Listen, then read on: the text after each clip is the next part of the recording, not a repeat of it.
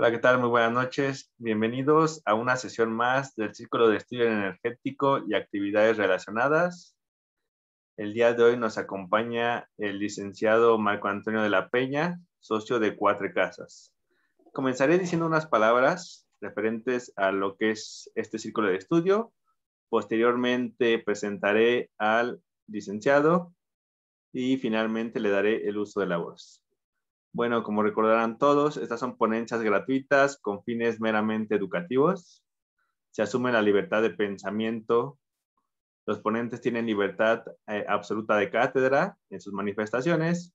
Ninguna aseveración de los ponentes implica una postura empresarial, colectiva o gremial. Y en caso de desear mantener su privacidad, se deberá mantener apagada su cámara, aunque por supuesto, siempre recomendamos tenerla prendida, en caso de ser posible, para tener esa interacción humana. Muy bien. Hecho lo anterior, presentaré al licenciado Marco Antonio de la Peña, quien cuenta con una trayectoria profesional de más de 30 años. Se especializa en Derecho de Infraestructura, Energía y Compliance. Ha desempeñado distintos cargos en el sector público mexicano en posiciones muy relevantes, fundamentalmente con el derecho de la energía, la infraestructura y el compliance, como mencionamos, en instituciones de carácter federal, como la Secretaría de Hacienda y Crédito Público, el Banco de México. Cabe destacar su paso por el Banco Nacional de Obras y Servicios Públicos, Banobras, donde asumió la dirección jurídica y durante varios años la dirección jurídica y fiduciaria. Posteriormente se incorporó a Petróleos Mexicanos, donde ocupó el cargo de abogado general y después el de director jurídico. Ha participado en diversos proyectos legislativos, entre los que destaca la iniciativa de la Ley de Asociaciones Público-Privadas y la reforma constitucional y legal en materia energética. Recientemente ocupó el cargo de titular de la Unidad Jurídica de la Comisión Nacional de Hidrocarburos, el órgano regulador mexicano en materia de actividades relacionadas con la exploración y extracción de hidrocarburos. Actualmente se desempeña como socio en la oficina de la Ciudad de México de Cuatro Casas desde el año 2017. Bueno, con esta pequeña breve semblanza, ustedes ya podrán ver que tenemos un ponente de los más altos niveles, ¿no? No me queda nada más que agradecerte, Marco, licenciado. Muchas gracias por tu presencia y bueno, te doy el uso de la palabra. Muchas gracias. Muchas gracias, Miguel Ángel.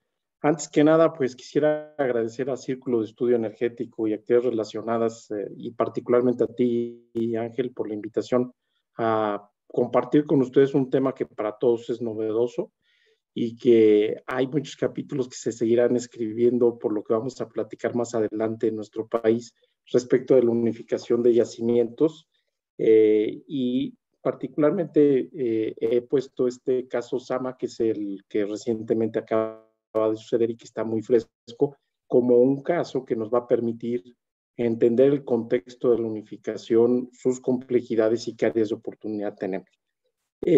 Para hablar de unificación, y hace un momento que platicaba yo con Ángel, bueno, y antes que nada, muchas gracias a quienes nos están acompañando el día de hoy por el tiempo que se dan en su espacio y en su agenda.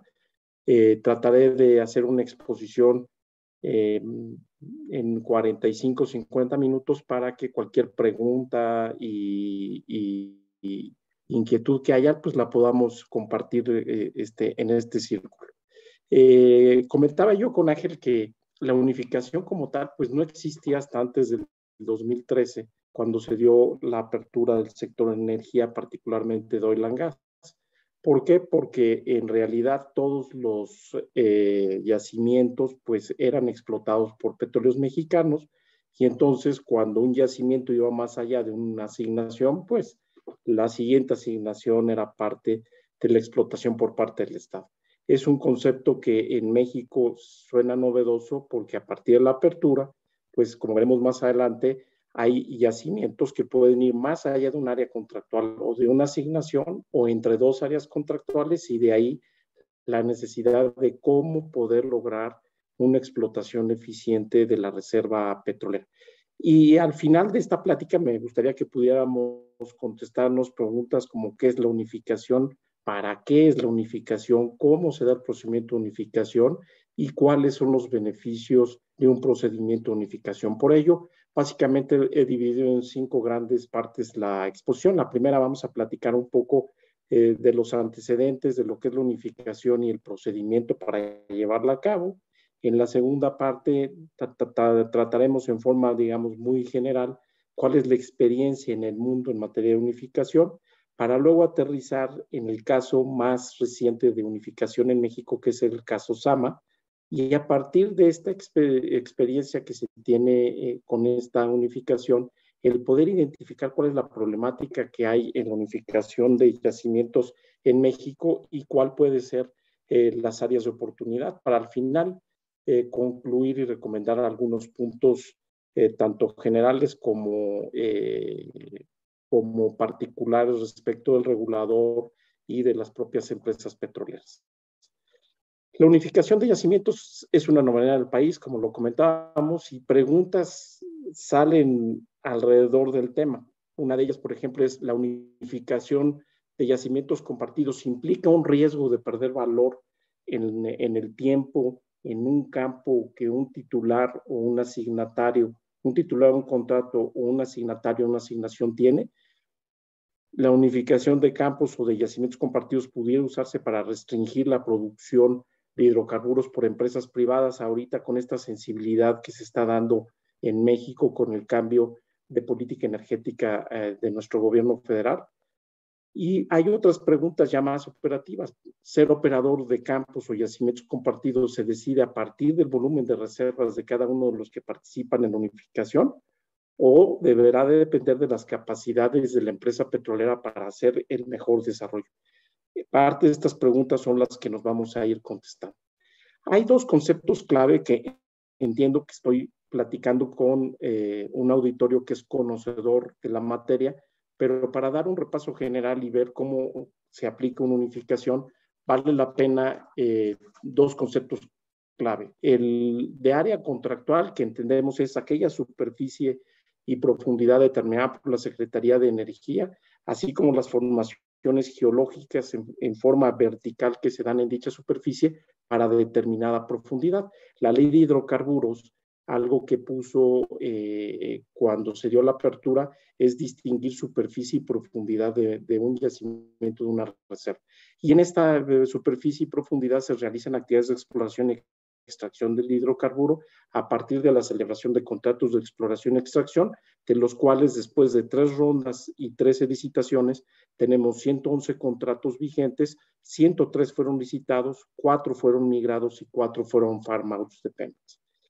¿Y qué es un área de asignación? Pues es lo que traíamos de atrás y su nombre lo dice, se asigna un bien del dominio público a un ente público que es Pemex. Entonces es la superficie y la profundidad determinadas por la propia Secretaría de Energía también, con todas las formaciones geológicas verticales en una superficie de determinada profundidad, en las cuales se lleva a cabo la exploración y extracción de hidrocarburos.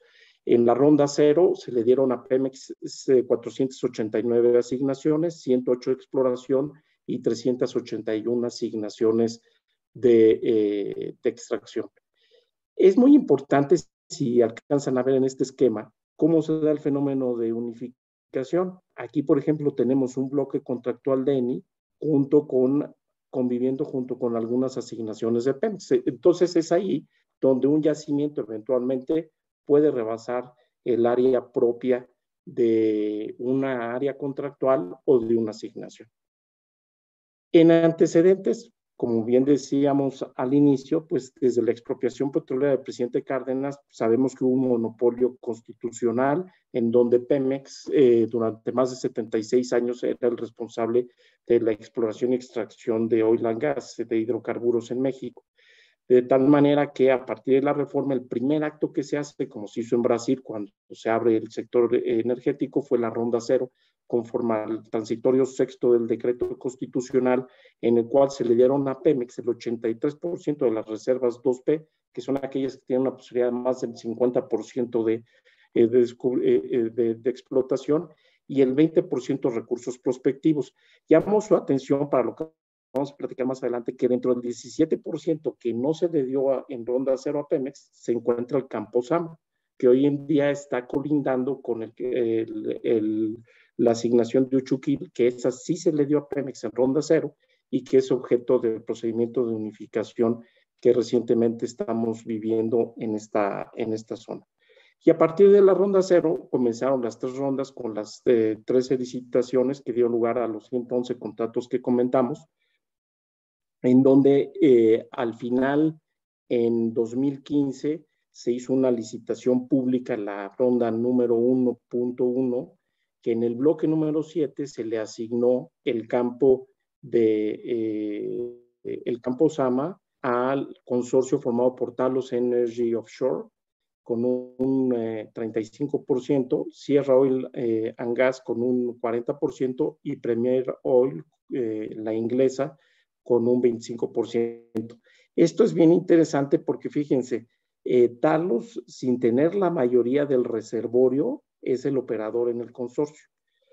Sierra Oil fue adquirida después por Wintershall Dea y tiene el 40%.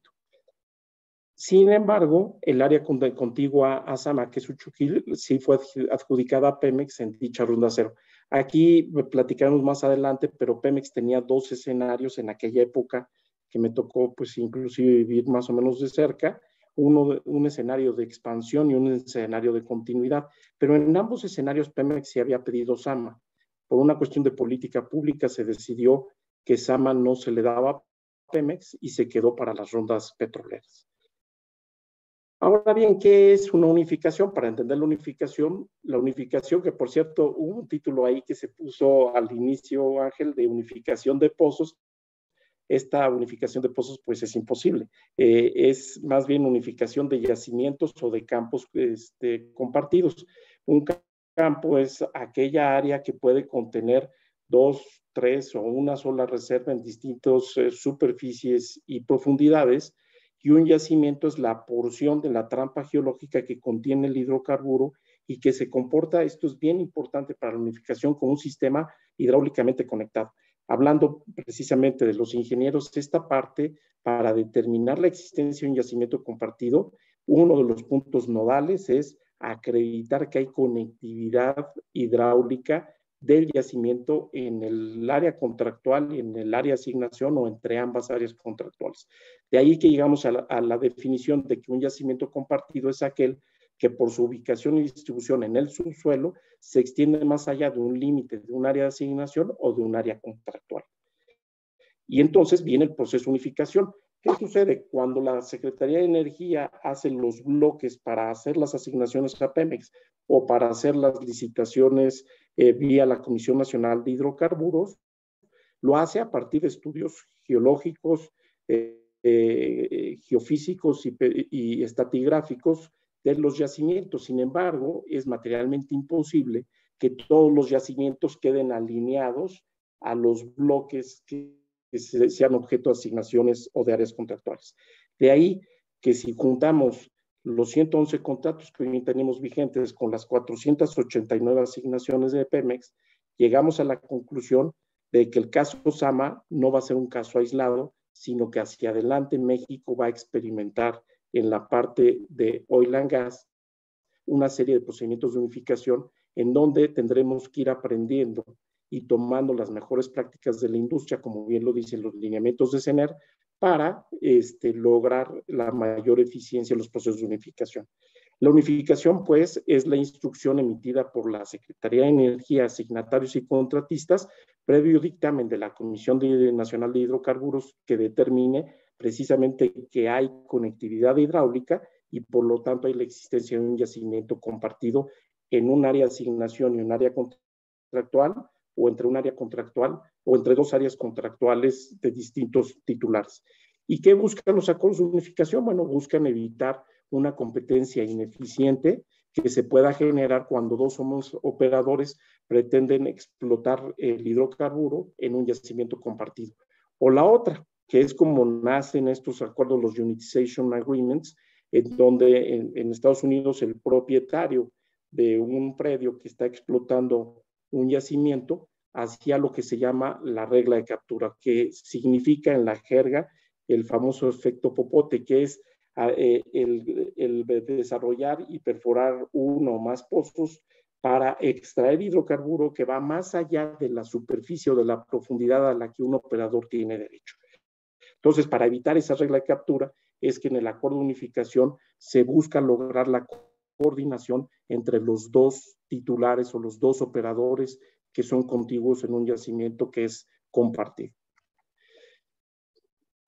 Ahora la pregunta, ¿y para qué la unificación? Bueno, la unificación busca a través de la designación de un operador, que es un operador para todo lo que es el yacimiento, tanto para el área contractual como para la asignación o para las dos áreas contractuales, que explote de la manera más eficiente los hidrocarburos en un yacimiento. Y con la unificación se elige al operador de entre las partes, y este debería de ser siempre la empresa que mejor pueda desarrollar los yacimientos, el yacimiento compartido de que se trate. La idea fundamental de la unificación es, pues, para efectos de la política de hidrocarburos mexicana, maximizar los recursos del Estado a través de maximizar la recuperación de hidrocarburos. Y aquí traigo a colación como abogado el famoso artículo 39, que es así como la Biblia de la Comisión Nacional de Hidrocarburos, que señala en su fracción segunda que la comisión en sus actos debe de promover elevar el factor de recuperación del petróleo y lograr la mayor obtención del petróleo y del crudo y del gas en el largo plazo mediante condiciones económicamente viables, tanto en campos como en yacimientos, como en pozos en abandono, en proceso de abandono o en explotación. Entonces, la unificación es una figura que permite, cuando tienes dos operadores en un yacimiento que tiene conectividad hidráulica, cómo lograr el mejor mecanismo de explotación de ese yacimiento.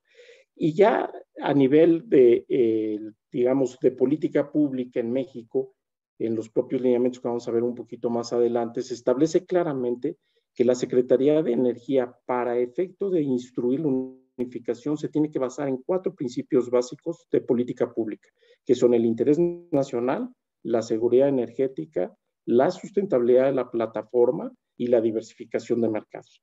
Y más adelante los propios lineamientos dicen que cuando se establecen los términos y condiciones de la unificación, se deben de cumplir los principios de economía, de competitividad, de eficiencia, de legalidad y de transparencia, así como las mejores prácticas de la industria. De las mejores prácticas de la industria, lineamientos, pues viene a ser precisamente cuáles han sido las prácticas internacionales que razonablemente han logrado el mejor efecto en la explotación de los hidrocarburos. Y al final, el último principio es el de obtener la mayor cantidad de hidrocarburo posible. Aquí en esta lámina podemos observar algunos de los principales, de los principios base, como es el de economía, para minimizar inversiones de exploración y desarrollo y distribuir adecuadamente inversiones, costos, beneficios y riesgos entre las partes, el de eficiencia y seguridad energética para que se permita la recuperación de la mayor cantidad de hidrocarburos, no solamente al inicio, sino en las distintas etapas con recuperación secundaria y mejorada y compartir infraestructura, que este es otro tema no en la unificación, cómo compartes infraestructura que vas a tener que desarrollar en ambas áreas. La protección de derechos de los titulares para garantizar que puedan tener una, digamos, adjudicación justa de la producción que le corresponde conforme al reservorio del que es titular. Un tema relevantísimo más hoy que nunca sobre los principios ESG, de protección ambiental, sustentabilidad y gobernanza, es la protección al medio ambiente, sustentabilidad de la plataforma para tratar de evitar una perforación indiscriminada de pozos con toda la infraestructura relacionada y que con ello también tratar de reducir al máximo el área de impacto del desarrollo petrolero. El de cooperación es un principio importantísimo porque la unificación, como vamos a ver más adelante, se basa en un intercambio objetivo de información entre las partes que permita hacer una evaluación más rápida del reservorio y del yacimiento y con ello una negociación balanceada del acuerdo de unificación. Y finalmente la diversificación de mercados, ya la vimos anteriormente, para evitar la famosa regla de captura en donde un operador empiece a extraer más hidrocarburo del que le corresponde y con ello afecte a los demás operadores de un yacimiento compartido.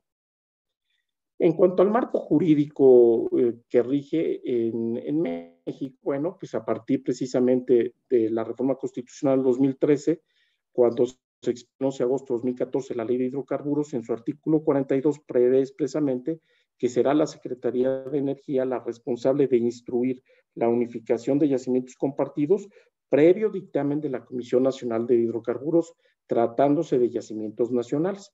El artículo primero de la ley, en su párrafo tercero, nos dice también que serán yacimientos transfronterizos aquellos que inician en jurisdicción del país, del territorio nacional, pero que tienen continuidad más allá. Y ahorita vamos a ver más adelante, para los yacimientos transfronterizos, inclusive a mí me tocó alguna experiencia interesante cuando se negoció en 2000 el acuerdo de yacimientos transfronterizos México-Estados Unidos, en donde estableció una línea de delimitación y que los principios que sigue este acuerdo de yacimientos transfronterizos son muy similares a los que tenemos hoy en día en el reglamento y en los lineamientos de la Secretaría de Energía. En segundo término, el reglamento de la ley de hidrocarburos, capítulo sexto, habla de la unificación de yacimientos compartidos nacionales. Y ahí hay 3 artículos que son descriptivos de todo lo que después, los lineamientos, algunos meses después, bueno, más bien años, en 2018 desarrolló la Secretaría de Energía. En el artículo 62-64, donde nos dice en términos muy generales que cualquier asignatario contratista que descubra un yacimiento, un posible yacimiento compartido, deberá de dar el aviso a la Secretaría entre los 60 días hábiles siguientes. Una vez recibido ese por parte de la Secretaría de Energía, pedirá un dictamen de la Comisión Nacional de Hidrocarburos, que lo veremos con más detalle, para determinar la existencia del yacimiento compartido, y si se determina que es existente entonces instruirá a la Secretaría de Energía, al asignatario y o al contratista, que inicie el procedimiento, el proceso de unificación con un acuerdo de unificación, deberá de presentar en 120 días hábiles. Recibido ese acuerdo de unificación en ese plazo, que puede prorrogarse de alguna manera aplicando la ley de procedimiento administrativo hasta 60 días, entonces la Secretaría de Energía pide opinión del plan de desarrollo y del operador a la CNH y a la propia Secretaría de Hacienda para aprobar ya el acuerdo. Si en ese plazo no hay acuerdo entre las partes, entonces la Secretaría de Energía puede determinar los términos y condiciones de la unificación en el lo que acaba de suceder con el caso SAB. Después, en una tercera, digamos, estructura o nivel, están los lineamientos que dictó el 15 de marzo de 2018 la Secretaría de Energía, que establecen el procedimiento para instruir la unificación y aprobar los términos y condiciones del acuerdo de unificación. Es de llamar la atención estos lineamientos, como comentábamos al inicio, salieron en medio de un procedimiento de unificación, porque SAMA en 2017, el contratista da una primera notificación a la Secretaría de la CNH de que había un posible yacimiento compartido y todavía no había lineamientos. Entonces, los tiempos estuvieron presionando muchísimo a la Secretaría de Energía para poder sacar unos lineamientos. De ahí que sí creo que son lineamientos que hicieron un gran esfuerzo, pero que, como todo en la vida, a partir de las experiencias que se viven, pues pueden ser perfectibles y pueden ir mejorando en términos de las mejores prácticas de la industria. En materia de tratados internacionales, como bien decía, el 20 de febrero de 2012 se firmó el Acuerdo de Yacimientos Transfronterizos México-Estados Unidos, que aquí no, solamente me detengo para comentar que este acuerdo lo que hace es, a partir de un tratado internacional de plataformas continentales del año 2000, de junio de 2000, se había delimitado la plataforma continental en la parte occidental del Golfo de México en hasta 200 millas náuticas más allá de la plataforma, y ya desde ese tratado se decía que los yacimientos transfronterizos en esa área se tratarían por ambos países para lograr la explotación más eficiente y efectiva y equitativa de esos yacimientos transfronterizos. Tardaron muchos años en pasar para que el 20 de febrero del 2012 se firmara este acuerdo México-Estados Unidos, en donde es curioso que se establecen principios básicos de unificación. Señalan una línea de delimitación que llega a las 9 millas náuticas de mar, y todos los descubrimientos que se hagan cercanos a la línea de delimitación tienen que avisarse a las autoridades ejecutivas de ambos países, y si no hay acuerdo hay una comisión ejecutiva que determine en última instancia, porque lo relevante es que se tiene que aprobar un acuerdo de operación de la unidad transfronteriza, que viene a ser precisamente un acuerdo de unificación y que tiene un cierto protocolo internacional. Pero muchos de estos principios los vemos ahora reflejados en estos lineamientos de la Secretaría de Energía, que ver un poquito más adelante. Y finalmente, encontramos que esta simetría se da en los contratos para exploración y extracción, donde inclusive me tocó la experiencia dentro de la Comisión Nacional de Hidrocarburos de preparar de los modelos junto con CENER. En su cláusula novena, lo que se hizo fue en aquella época replicar el reglamento, porque recordemos que cuando se hace el modelo con exploración y extracción, aún no había lineamientos de unificación.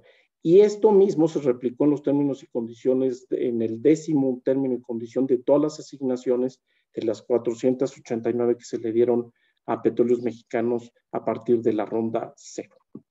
Ahora bien, un poquito cómo es el procedimiento. Este esquema trata de hacer muy sencillo un proceso que está lleno de pequeños detalles, pero para no perdernos en los detalles, aquí hemos puesto los puntos más importantes conforme a los lineamientos de procedimiento de unificación, que lo único que hacen los lineamientos es ser más detallados que lo que establecen los artículos 62 a 64 del reglamento. Lo primero es que los asignatarios están obligados, como lo comentamos hace un rato, a dar siempre el aviso a la Secretaría de Energía de cualquier descubrimiento de un posible yacimiento compartido. Este aviso se tiene que dar dentro de los 60 días hábiles siguientes y debe de contener pues cuáles son las características generales del yacimiento, la información geográfica, los estudios geológicos, geofísicos, petrofísicos, de ingeniería, como decíamos Ángel, para determinar por qué es muy posible la existencia del yacimiento. También debe de contener el análisis técnico de por qué hay esa causalidad para que sea un yacimiento compartido, y una propuesta de trabajo de las actividades petroleras y todo aquello que los contratistas consideren apropiado. Hay una posibilidad de que no sea voluntario por las partes, sino que la CENER, al identificar que existe la posibilidad de un yacimiento compartido, le pida a las partes que manifiesten lo que los abogados decimos, lo que a su derecho convenga, para que una vez que hagan sus manifestaciones determine si procede que den el aviso dentro de los 60 días hábiles o no de una unificación. Recibido ese aviso, es entonces cuando la CENER va a solicitar a la CNH una opinión técnica, que es un dictamen. Y ese dictamen de la Comisión Nacional de Hidrocarburos se da en 45 días hábiles y debe de contener la ubicación geográfica, la superficie, la profundidad, la representación cartográfica del polígono y del yacimiento, de tal manera que quede identificado plenamente. Y segundo, que es el punto más importante, el análisis técnico que acredite la conectividad hidráulica. Es muy importante también señalar que en la unificación hay una serie de factores como el precio del hidrocarburo, como también puede ser en algún momento si el descubrimiento es comerciable o no es comerciable, porque ya comentaremos, hubo un caso similar al de Sama en donde se determinó que no se seguía con el procedimiento de unificación, que es el campo ITA, donde el propio Pemex dijo que no había rentabilidad, independientemente que no había información específica sobre la conectividad hidráulica.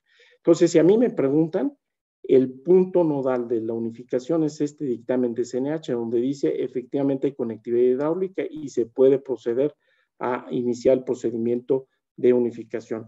Recibido esto, entonces CENER, conforme a los lineamientos, determina la existencia del yacimiento y acto seguido le da 30 días hábiles a la Secretaría de Hacienda, que como bien sabemos en materia de hidrocarburos es la responsable de los términos y condiciones fiscales y económicos de los contratos. Da su opinión a Hacienda y es entonces cuando CENER, dentro de los 30 días hábiles siguientes, instruye a las partes a que en 120 días hábiles le presenten un acuerdo de unificación.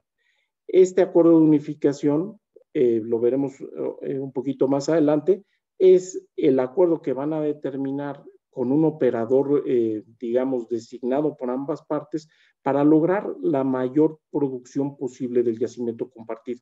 Entonces, al recibir el acuerdo, nuevamente la Secretaría de Energía se voltea con la Comisión de Hidrocarburos para pedirle una opinión.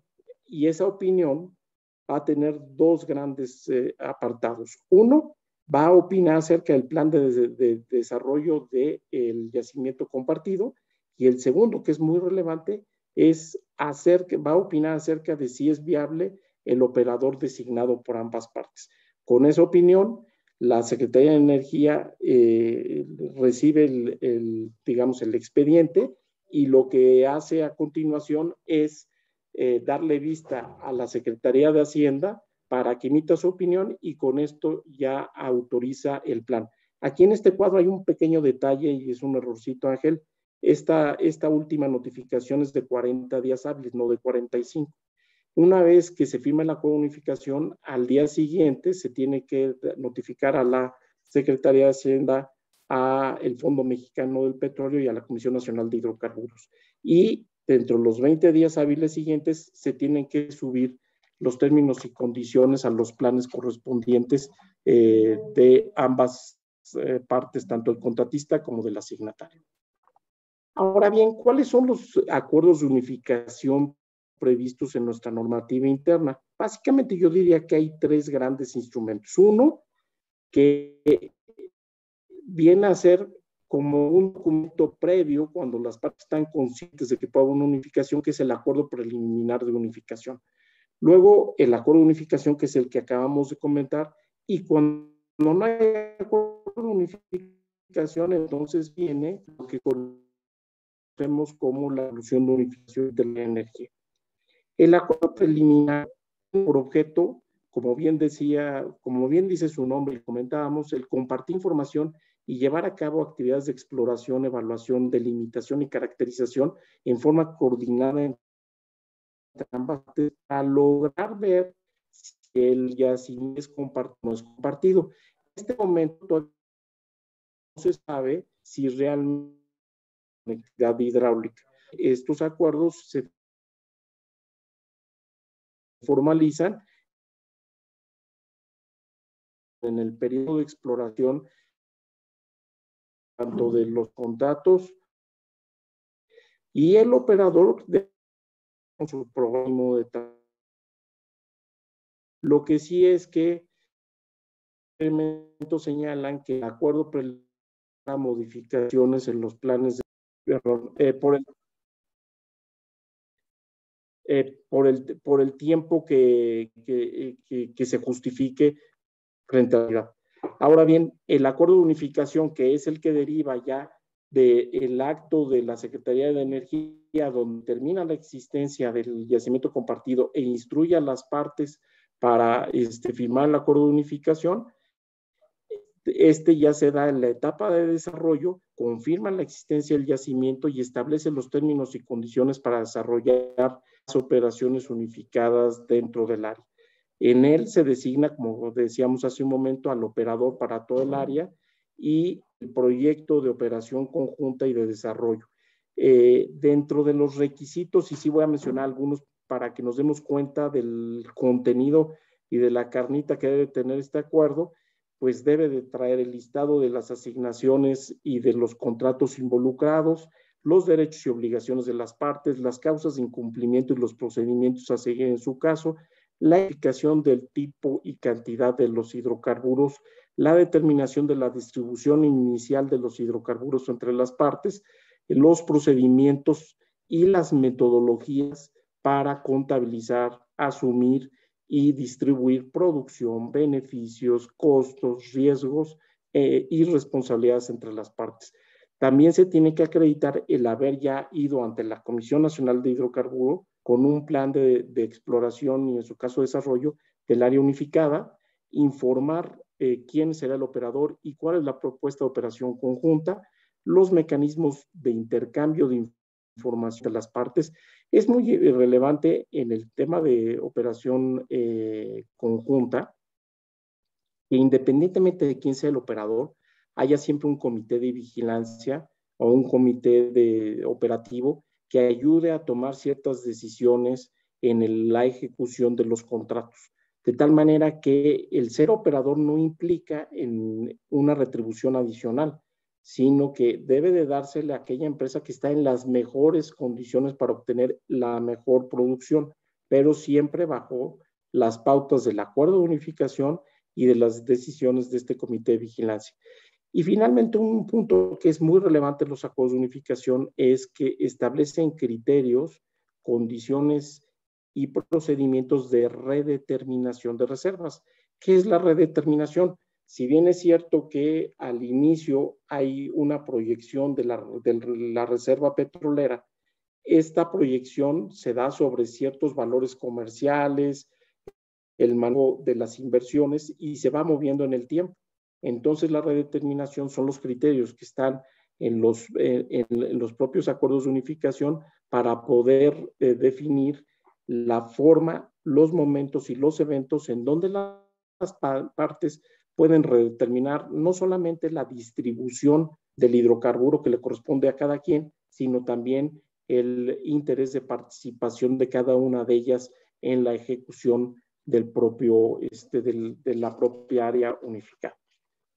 Visto esto, la última parte es la resolución de unificación. Si por alguna situación las partes no se ponen de acuerdo en esos 120 días hábiles, como sucedió en el caso de Sama, entonces procede que la Secretaría de Energía determine los términos y condiciones de la unificación dentro del año siguiente. Dicen los lineamientos que para estos efectos, y en virtud de que recordemos que un problema que tiene, queramos o no, nuestro regulador es que al mismo tiempo que es quien firma el contrato petrolero, es el regulador. Entonces, para evitar un conflicto de interés, los lineamientos permitieron que pudiera tomar la opinión de un tercero independiente para dictar esta resolución. Y esta resolución se hace bajo los principios que ya analizamos anteriormente de economía, competitividad, eficiencia, legalidad, transparencia, utilizando las mejores prácticas de la industria y el mayor aprovechamiento de hidrocarburos.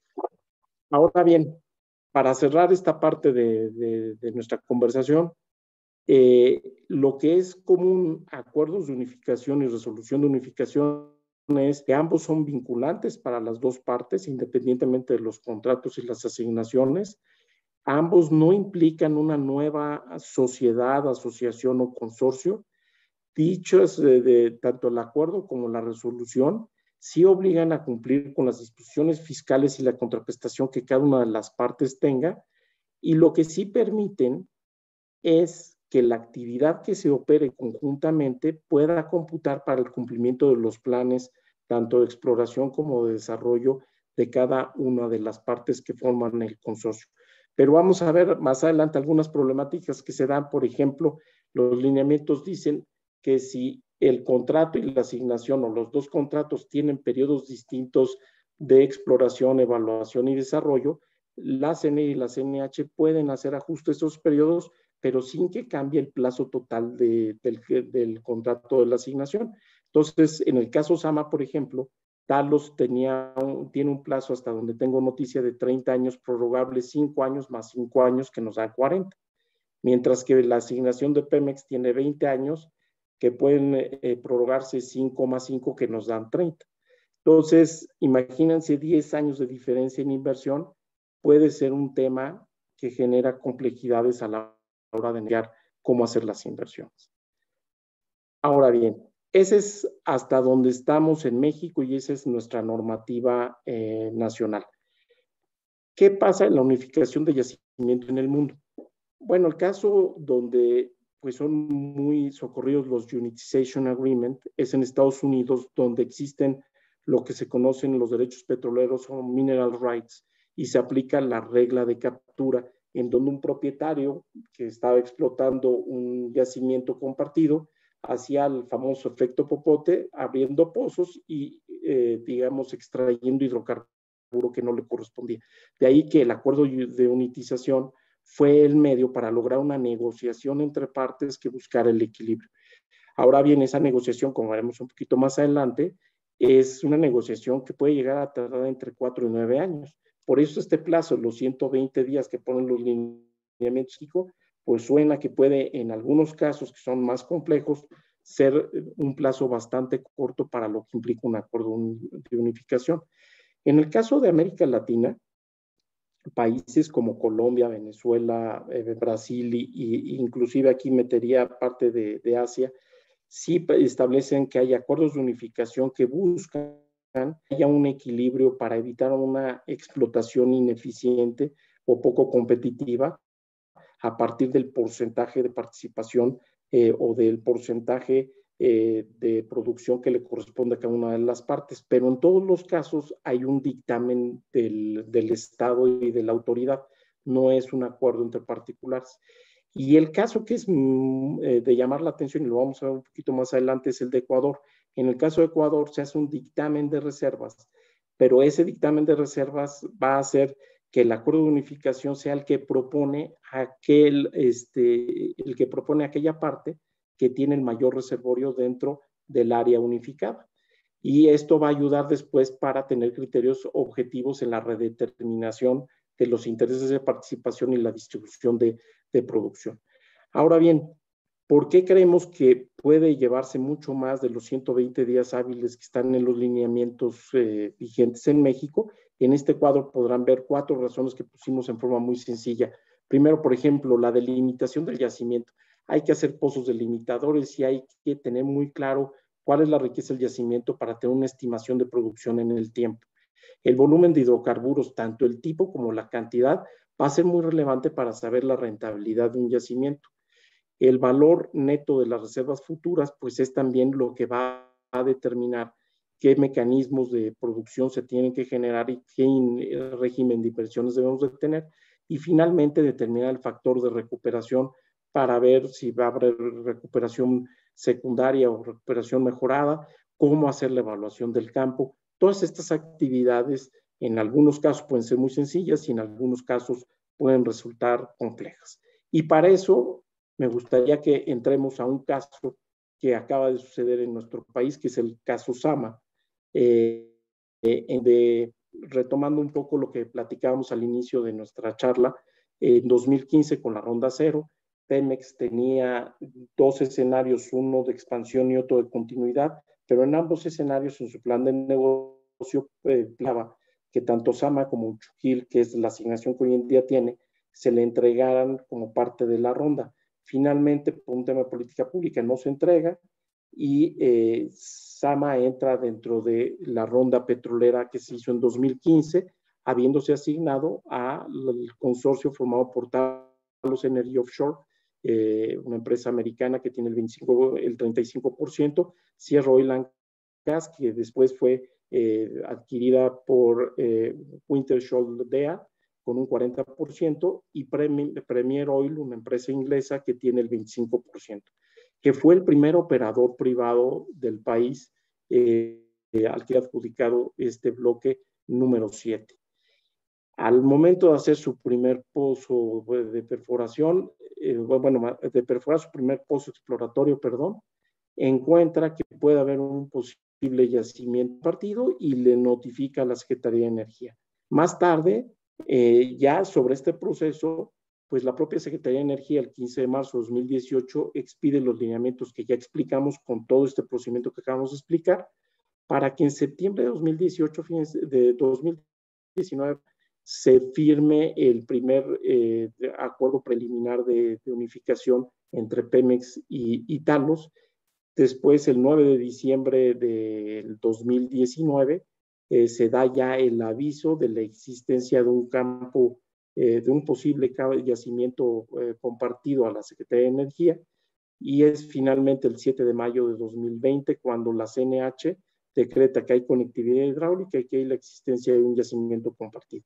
A partir de eso es que el 8 de julio la Secretaría de Energía instruye la unificación a Pemex y a Talos para hacer su acuerdo de unificación, y pasan los 120 días hábiles y había el problema básicamente de quién era el operador. Por ahí Pemex tenía el planteamiento de que es un campo de interés nacional porque va a generar un foco de desarrollo en esa zona del país, y por el otro lado la posición de Talos es que su capacidad técnica y financiera era mucho más potente para poder hacer una operación adecuada. Al final piden prórroga, vencen estas prórrogas el 25 de marzo, y fue que finalmente, después del dictamen de la Comisión Nacional de Hidrocarburos, el 2 de julio, la Secretaría de Energía notifica, en términos de una resolución de unificación, que será Pemex quien opere el yacimiento marino compartido. Y entonces aquí vienen algunas reflexiones. La Comisión Nacional de Hidrocarburos, en su dictamen para determinar el operador, al parecer, porque no hay una información totalmente abierta, aplicó una serie de criterios, de los cuales básicamente unos de los más relevantes fueron el tamaño de la reserva, en donde se dijo, y por el tercero independiente que fue, hasta donde tengo noticias, Ryder Scott, que es un conocedor y un especialista que ha certificado reservas para nuestro país, que el 50.4% era de Pemex y el 49.6% era de Talos. Sin embargo, Talos dice que ellos llegan a tener hasta el 60%. Pero aún así, si distribuimos entre los distintos actores, sigue teniendo Pemex el 40%. Pero el tema de los criterios, que parece ser que hay la diferencia, es en el de producción de petróleo en México, donde Talos tiene experiencia en los Estados Unidos. Tengo entendido que produce cerca de 55,000 barriles diarios, pero estaba pidiendo producción en México de 10,000 barriles diarios. Igual existencia de infraestructura de transporte, almacenamiento y experiencia en la explotación de estos campos en territorio nacional que sean similares a este de Zama. Entendemos que Talos tiene 2 activos en donde pues apenas está entrando al país. Y actualmente las partes se encuentran pues lógicamente en los términos y condiciones de cómo queda finalmente el acuerdo de unificación y cuáles son los retos que vemos del operador designado, en este caso de PEP. Sin duda alguna tiene experiencia en la zona, sin duda alguna tiene infraestructura tanto de transporte de hidrocarburos como en la región, pero hoy en día todos sabemos que PEP enfrenta serias presiones de liquidez financiera cuando este campo necesita una inversión de cerca de $2,000 millones en un plazo de entre 4 y 7 años, según el prospecto. Cabe señalar que para este año, nada más para que nos demos una idea, PEP tiene un presupuesto de aproximadamente $14,000 millones y la inversión que se necesitaría anual por parte de PEP sería de $180 millones. Entonces, si vemos los números, pareciera que tampoco debería de ser un tema muy grave para PEP. Sin embargo, hay que tomar en cuenta que con ese recurso que tiene autorizado PEP, tiene que producir el 1.7 millones de barriles, más el crecimiento, más lo que están decreciendo otros campos. Entonces, esta parte de liquidez financiera, lo vamos a ver en la siguiente lámina, puede ser un tema relevante, que hay mecanismos que considero pueden utilizarse para apoyar a la adecuada explotación del reservorio.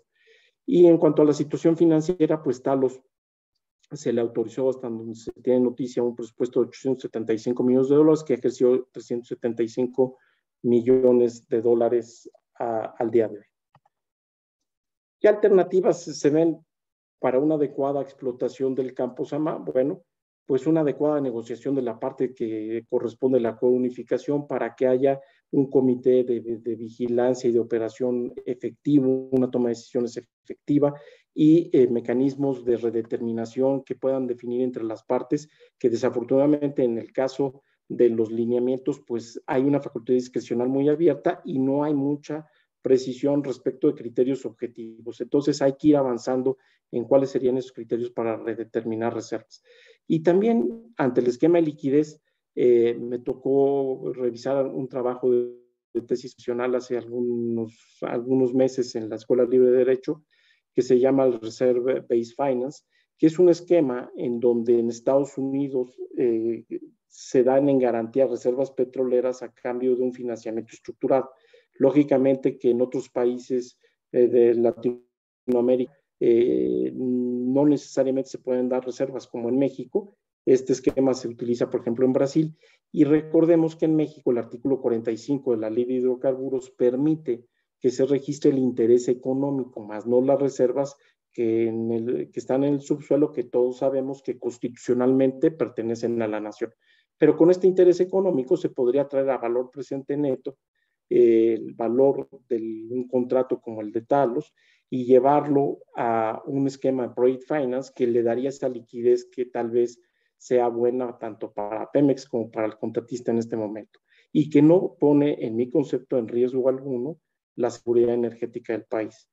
Y dos conclusiones que nos deja Sama es, uno, que la determinación del operador debe de tomar en cuenta integralmente no solamente el volumen de reservas, sino también la capacidad técnica, financiera y operativa, como en el caso del consorcio de Talos. Talos tiene el 35% y lo que es Oldea tiene el 40%, y aún así Talos es el operador designado o el operador del consorcio.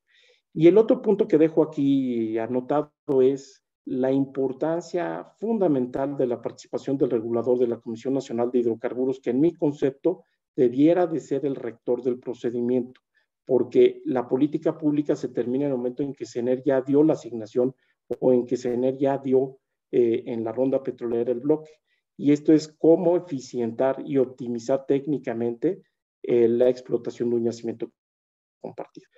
Con todo esto que acabamos de explicar y con esta experiencia, Sama, que yo nada más dejaría anotado, hubo un segundo procedimiento de posible unificación que al final, a principios, en enero de este año, la CNH en su sexta sesión extraordinaria decretó cerrado entre el campo ITA y un contrato de Hochschild, en donde lo que se definió es que no había información específica para acreditar la conectividad hidráulica, por un lado, y por el otro hay un oficio de Pemex donde señalaba lo que comentábamos hace un momento, que no había rentabilidad suficiente para poder seguir con un procedimiento así. Pero lo que sí queda claro es que procedimientos de unificación como estos, Ángel y quienes acompañan, van a ser en cantidades importantes, visto el número de contratos y de asignaciones que tenemos hoy en día en el país. ¿Qué problemáticas vemos y qué áreas de oportunidad puede haber en este procedimiento? Bueno, lo que ya dijimos, el acuerdo de unificación es un acuerdo muy complejo jurídicamente y técnicamente. Tiene que definir área de unificación con pozos delimitadores, fijar el volumen neto de reservas actuales y futuras, cuáles son también las estimaciones de la producción total, el factor de recuperación, etcétera. Y esto nos lleva al segundo. Entonces, los plazos tal vez de 120 días hábiles, pues se ven cortos para toda esta definición que se tiene que hacer en el acuerdo. Otros temas que no abordan los lineamientos y que pueden ser conflictivos es, por ejemplo, contenido nacional. En contenido nacional, Talos tiene en la etapa de desarrollo un contenido de entre 25 y 35%, mientras que Pemex lo tiene del 20%. Hay países como Brasil en donde se hace un ponderado de contenido nacional y esto permite el poder igualar las condiciones de ambas partes. Pero hoy en día este es un tema abierto que queda un poco discrecional en el acuerdo y en la definición por parte de la autoridad. El otro punto es la redeterminación de reservas. En los acuerdos de unificación, en donde, como dijimos, hay variables que son las geofísicas, las geológicas, las del pricing de la reserva, las del ritmo de inversión del reservorio, la velocidad que se le quiere dar a la producción, que te obliga a estar redeterminando cada determinado tiempo. Lo único que nos dicen nuestros lineamientos es que se fijarán criterios, condiciones y procedimientos para la redeterminación, pero no hay nada más adicional a ello. En el caso de APN, que es la Asociación Internacional de Negociadores Petroleros, en 2006 se sacó un modelo de acuerdo de unificación que ya dentro de sus anexos tiene algunos procedimientos de este estilo. Y ese modelo se puede utilizar como un modelo que entiendo que se está trabajando, porque los propios lineamientos señalan que en su momento habrá un modelo de acuerdo de unificación para darle un poco más de objetividad. Hay países como Angola, donde se establece una tasa de retorno para las partes, o como les decía, en el caso de Ecuador, en donde hay un dictamen de reservas inicial y se pueden hacer dictámenes de reservas en el tiempo que también ayudan a fijar criterios objetivos. Otro temononón es el régimen fiscal. En el caso, por ejemplo, de la unificación que acabamos de ver del caso Sama, el régimen fiscal que tiene Talos es diferente al régimen fiscal de las asignaciones. Pemex está dando más o menos el 54% del ingreso, mientras que en el caso de los contratistas tienen un régimen sobre el nivel de utilidad y además tienen un recovery cost, tienen una recuperación de costos. Una opción que pudiera darse es que se le permitiera en términos del artículo 12 de la Ley de Hidrocarburos a Pemex el hacer una migración por cuenta propia a un acuerdo, a un contrato de producción compartida con los mismos términos y condiciones que los tiene Talos, de tal manera que contenido nacional, régimen fiscal, los puedas adecuar y sea mucho más flexible tanto para la petrolera nacional como para la contraparte. Y finalmente, otro gran reto, y me tocó vivirlo al inicio, cuando me tocó la fortuna de estar viendo algunos temas en la Comisión de Hidrocarburos, que es la infraestructura compartida. El anexo 13, por ejemplo, los contratos dentro de los cuales está el que tiene Talos, está la infraestructura compartida, pero aquí hay problemas jurídicos y técnicos. En los jurídicos, ¿quién es el propietario? ¿Cuál va a ser la manera de definir los beneficios? ¿Cómo evitar barreras de entrada? ¿Cómo identificar tipo y calidad de hidrocarburos entre uno y otro contratista? Esta parte es algo que se tendrá que ir avanzando. Y finalmente, bueno, con esto que he platicado, yo concluiría en 4 grandes apartados. El primero, uno general, en donde podemos decir hoy en día México tiene una nueva experiencia en unificación, porque durante más de 76 años este proceso nunca se dio en nuestro país y por lo tanto es algo novedoso que tendrá que ir avanzando tanto los contratistas como Petróleos Mexicanos como las autoridades regulatorias del país. Es un proceso complejo, tanto desde el punto de vista legal, porque este acuerdo de unificación tiene una serie de retos de cómo lograr reflejar toda esta parte técnica en un documento que sea sencillo y que evite en la medida de lo posible una inadecuada interpretación en la distribución de riesgos, beneficios e inversiones. Tiene complejidades técnicas y operativas enormes, como las que acabamos de mencionar, y por ello los plazos que por lo menos hoy en día se manejan en la regulación, creo que invitan a que se revisen con estas experiencias a partir precisamente de las mejores prácticas y, ¿por qué no?, también tomar el modelo y los modelos que genera la IPN y los operadores a nivel internacional. Y finalmente, ir consolidando estas experiencias para que a partir de experiencias nacionales y las mejores prácticas de la industria, logremos tener cada día mejor regulación. ¿Qué conclusiones y recomendaciones se pueden hacer respecto al regulador? Yo estoy convencido que la participación de la Comisión de Hidrocarburos en este proceso es fundamental. Y creo que en realidad debería de ser no solamente el que determine la conectividad hidráulica, sino el que determinara la existencia del yacimiento, que instruyera la unificación, que aprobara los términos y condiciones del operador del acuerdo de unificación y que informara a la Secretaría de Energía y que tomara la opinión de Hacienda por la parte fiscal y financiera. Me da la impresión que la razón por la que la CNH desde la ley y en el reglamento y en los lineamientos no quedó como responsable es por ese posible conflicto de interés en que es también parte de los contratos. Pero ese conflicto de interés no se supera con esto porque al final de todos modos es parte del procedimiento. Entonces creo que es un tema que habrá que revisar.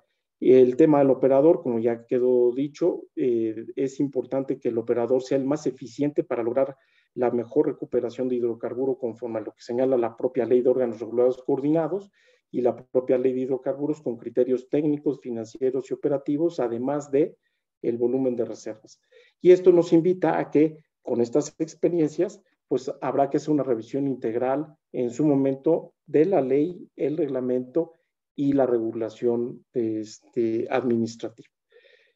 ¿Qué podríamos decir de las empresas productivas del Estado? Bueno, en el caso de tanto de Pemex como de PEP, el artículo 4 de la ley de Pemex dice que su objetivo es desarrollar actividades de carácter comercial, industrial, empresarial y económico que con un sentido de equidad y responsabilidad social logren la mayor rentabilidad al Estado Y para tener la mayor rentabilidad en un yacimiento compartido, lo mejor que pueden hacer es intercambiar información en forma adecuada, negociar y cooperar en un acuerdo de unificación balanceado.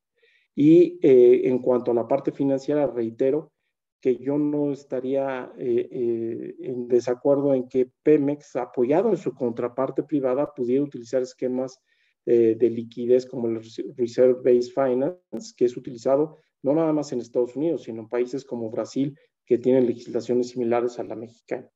Y también reflexionar que no necesariamente lo mejor es ser operador. El operador no tiene una retribución adicional, sí tiene grandes responsabilidades por omisión. Entonces la pregunta es, ¿vale la pena ser operador sí o sí en todos los casos? Yo creo que vale la pena revisar qué tanta conveniencia hay o no de que una empresa, ya sea pública o privada, sea el operador. Y concluiría con las empresas petroleras que tienen contratos en México.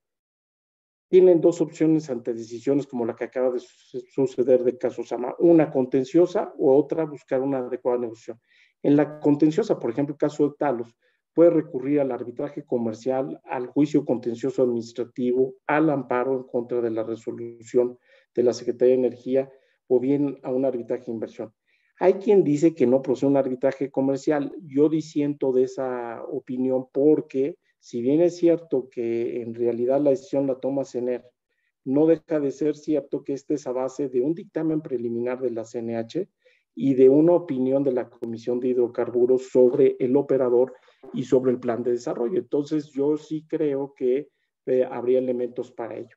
Y el arbitraje de inversión sí tiene un tema de que tendría que haberse dado ya un daño y haberse agotado ciertos procedimientos previos, razón por la cual se puede complicar.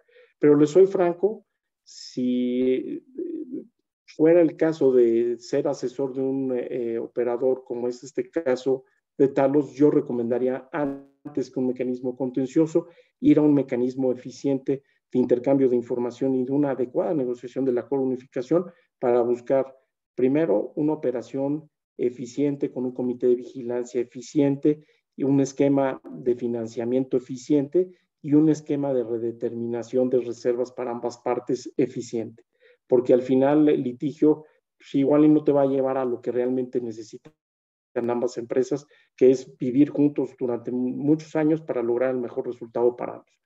Esta cooperación entre partes siempre va a generar en beneficio de ambos, tanto de Pemex como del consorcio formado por Talos, pues mecanismos interesantes de transferencia de tecnología y mecanismos de financiamiento.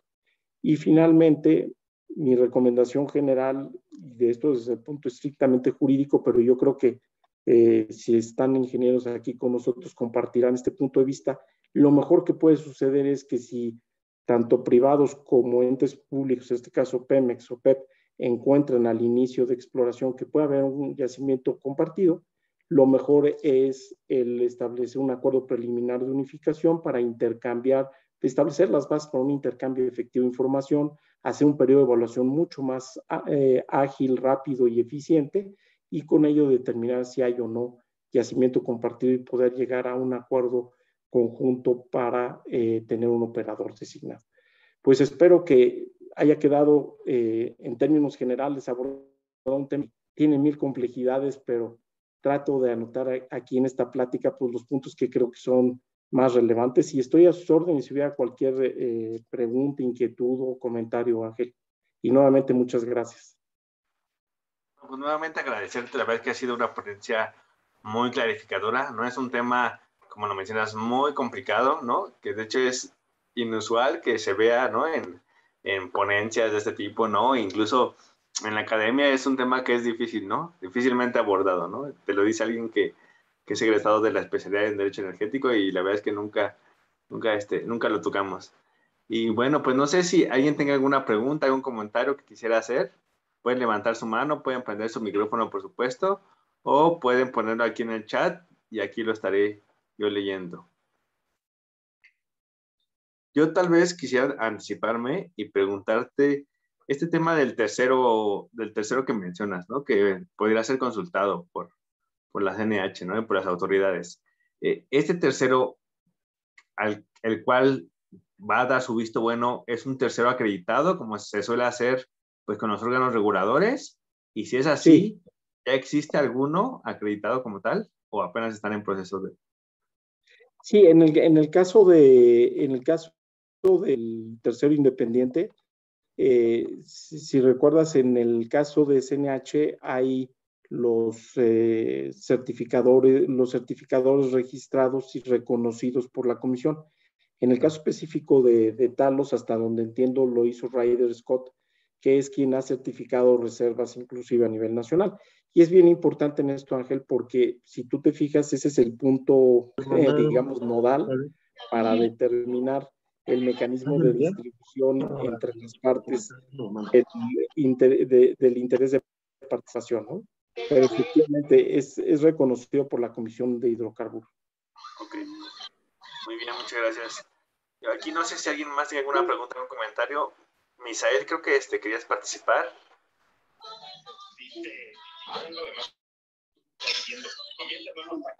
creo que se le prendió nada más su micrófono. Bueno, no sé si alguien más tenga alguna duda, algún comentario. Pues la verdad es que creo que quedó muy claro, ¿no? La verdad es que este tema quedó muy, muy, muy, muy claro, considerando que es un tema, pues, que es difícil verlo, ¿no? Es difícil, es un tema difícil de revisarlo, la verdad. Entonces, bueno, creo Pero, que es... Ajá, ¿sí, adelante?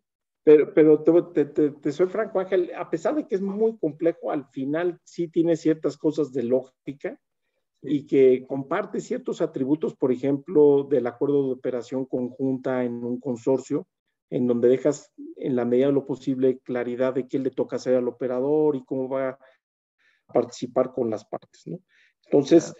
lo que sí es recomendable, sobre todo desde el punto de vista jurídico, es el reto de cómo lograr que el documento en donde se asiente el acuerdo de unificación refleje lo que técnicamente es, que regresamos al inicio de nuestra plática previa a esta charla, de la Sí, importancia que tiene que los abogados y los ingenieros trabajen de la mano. Sería imposible que haya un acuerdo de unificación eficiente si no se trabaja de la mano con los ingenieros para efectos de reflejar pues, la distribución de riesgos, cómo determinar la distribución de la producción, el tema de recuperación tanto de corto plazo como de mediano plazo, etcétera. claro. Entonces, este es un ejemplo más dentro del mundo de oil and gas, donde queda claro que el trabajo interdisciplinario es la parte nodal para que haya éxito. Yo creo que la parte técnica operativa, la parte financiera y contable y la parte jurídica son como tres nodos que tienen que ir de la mano para lograr el éxito de un acuerdo. Claro, sí, sin duda, ¿no? La verdad es que sin eso es imposible lograrlo, ¿no? Efectivamente. Hola Marco, buenas noches. Soy Pedro Mentado de, Ah, de Factor Energético. Me gustaría hacerte una pregunta. Hoy, ¿cuál sí. es el estatus de este tema de la unificación de SAMA y Pemex?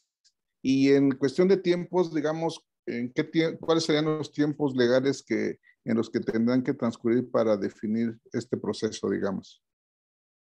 Gracias, Pedro. Mira, el 2 de julio fue que ya se decretó la instrucción de la Secretaría Así es. de que se proceda a la unificación y que el operador será Pemex y PEP. Y ahí hay ciertos espacios abiertos porque ya tendrán que negociar la acuerdo de unificación, pero si te fijas, ya no le aplican los 120 días que pasaron sin acuerdo. Y esa es una parte que está abierta, que lógicamente en la propia resolución de unificación deberá de existir. Esta resolución todavía no es pública, no te podría decir un plazo específico, pero lo que sí te puedo decir es que la resolución deben de venir los términos y condiciones en los cuales ya tienen que fijar el acuerdo, y por eso creo, y yo como abogado, que más que invitar a Talos a buscar algún mecanismo contencioso porque no esté de acuerdo por no ser el operador, pues lo mejor que puede suceder es que tengan un acuerdo conjunto para lograr ese balance, ¿no? Al final, sin duda, PEP es un ente muy potente que a pesar de todo lo que se pueda decir, sus problemas de liquidez, etcétera, tiene experiencia en la zona y el tema es cómo lograr el equilibrio. Y el otro punto, y como muy bien apuntas, es tiempos. porque pues puede seguir pasando tiempo y va en contra de todos.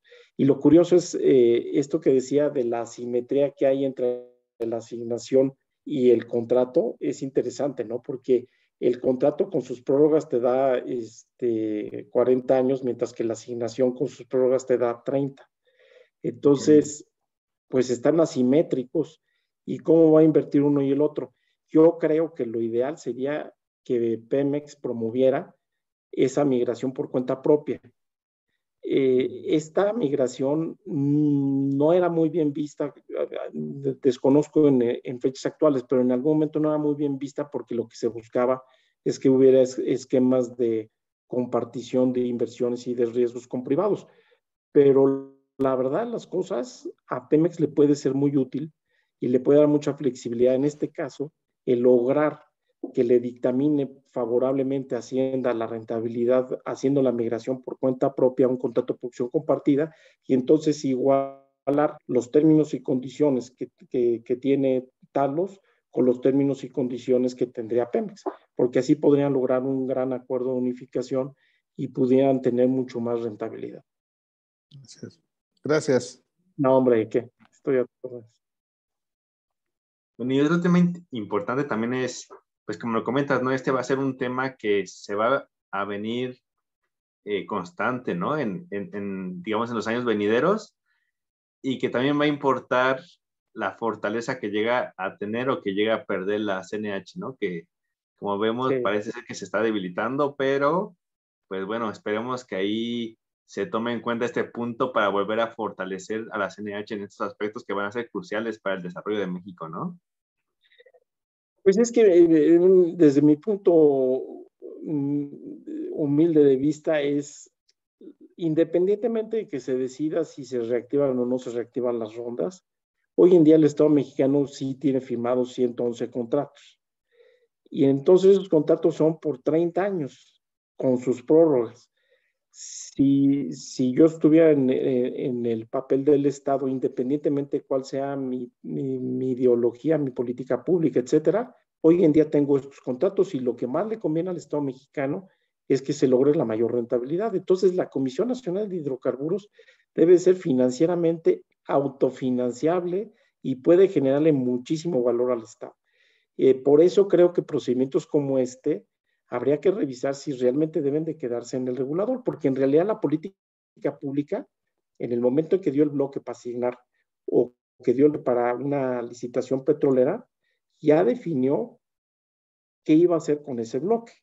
Ahora bien, sale que pues, dos bloques están juntos en un yacimiento compartido, es un tema ya de administración del reservorio. Y si lo reflexionamos, pues el ente que técnicamente está más preparado para tomar una decisión que no sea una decisión que pueda polemizarse, sino que es una decisión eminentemente técnica, como lo es una unitización o una unificación, pues es la CNH. Entonces, como bien dices, Ángel, estos son de esos temas que pueden fortalecer mucho a la comisión.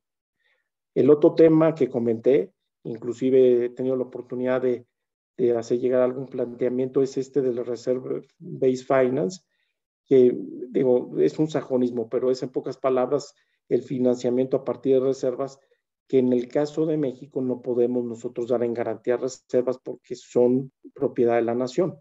Pero el interés económico, el contrato que implica el nivel de inversión por el riesgo que toma una empresa, lo puedes traer a valor presente neto y los bancos, al momento de ver el balance de las empresas y ver que en el balance en pie de nota están los contratos petroleros, pueden hacer un esquema de project finance o de financiamiento estructurado, donde al final los ingresos que le corresponden una vez realizado el producto a la empresa privada puedan entrar en un fideicomiso que sea el que le repague al banco ese préstamo.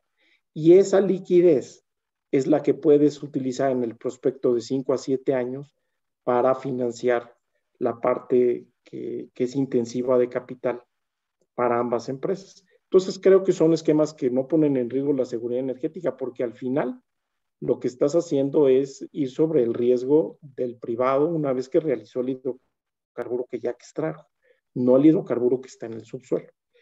Y dos, pues permites traer a valor presente neto un recurso que tal vez hoy en día no lo tienes en las cantidades y en la velocidad de inversión que necesitan estos campos, ¿no? Al final los negocios petroleros pues se vuelven negocios también financieros, ¿no? Tienen una parte técnico operativa, una financiera, como bien decíamos, y una parte legal. Tenemos que trabajar juntos todos. Muy bien, pues no sé si alguien más tenga alguna duda, algún comentario. Si no, pues estaríamos hablando por el día de hoy. Creo que ya no. Pues bueno, nada más me queda agradecerte, Marco. La verdad es que ha sido una excelente ponencia, ¿no? Yo creo que esta es de las que encuadraremos en las mejores ponencias de nuestro círculo de estudio. Y ya pues no queda más que agradecerte, ¿no? Agradecer igual a todos los presentes. No, gracias, muchas Marco. gracias. Muchas gracias. Estoy a sus órdenes en lo que necesiten. Gracias, Ángel. Y ahí vamos a promover más el círculo de estudio. Como les decía, me toca coordinar la Comisión de Energía en la Barra Mexicana de Abogados y yo creo que podemos hacer muchas cosas. Qué bueno que existan este tipo de grupos de estudio y de análisis que hacen mucha falta a veces en un medio tan técnico como es el de los hidrocarburos. Sí. Muchas gracias a todos. Muchas gracias. Buenas noches a todos. Estén muy bien. Gracias. Hasta luego.